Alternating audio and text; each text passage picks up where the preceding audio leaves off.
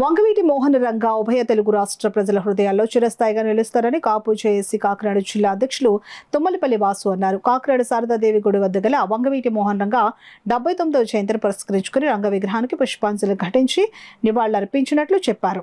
ఆయన్ని రాష్ట్ర వ్యాప్తంగా దేశవ్యాప్తంగా స్మరించుకోవడానికి గల కారణం ఏమిటి అంటే, ఈరోజు ఒక సూట్ కేసు ఇస్తేనో లేకపోతే ఒక ఎమ్మెల్యే సీట్ ఇస్తేనో పక్కకు పోతున్న రాజకీయ తరుణం.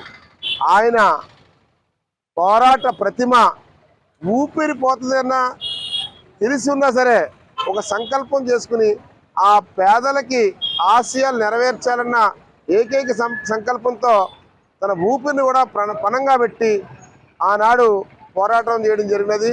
విజయవాడ నడిబొడ్డున అంతటి మహనీయుణ్ణి హతమార్చిన సంగతి మనందరికీ విదితమే. అయితే నేటి రాజకీయ నాయకులు గమనించుకోవాలి, పోయేది ఎప్పుడన్నా పోతాము.